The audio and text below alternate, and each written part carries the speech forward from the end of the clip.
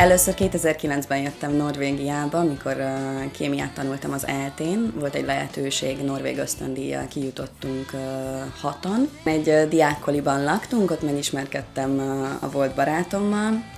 Még nyáron is ott maradtam, aztán hazamentem befejezni az egyetemet. Felvettek vegyészmérnök MSc-re a BM-en, és úgy voltam vele, hogy megnézem, milyen egy laborban dolgozni, és akkor döntöttem el végleg, hogy nem fogom elkezdeni az MSc-t, és vissza fogok költözni, és átnyergelek a turizmusra.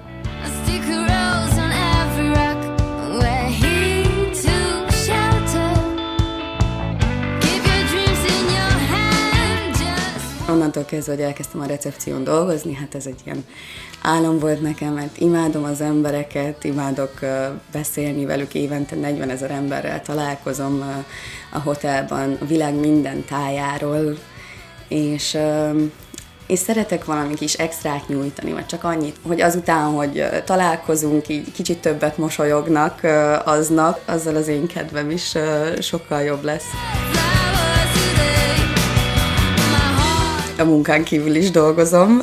Most kezdtem el hobbi szinten norvégot tanítani online, úgyhogy betanultam az online rendszerbe, és kaptam 2 kis diákot, akiket oktatok márciustól.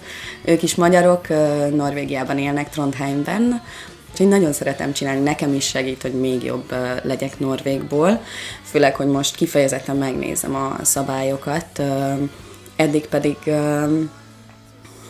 leginkább beszéd útján tanultam meg. Nem nagyon volt az, hogy leültem, és na, akkor most norvégozunk. A volt barátom, ő norvég, úgyhogy sokkal közelebbről megismertem a norvég hétköznapokat, és a családi életet, és a családja amúgy is hihetetlen módon befogadott, nagyon nagy szeretettel és elfogadással. Kicsit egyszerűbb dolgom volt, mint másoknak, de az általánosságban elmondható, amit mindenki gondol róluk, hogy hidegebbek, visszahúzódóbbak, nehezebben ismerkednek.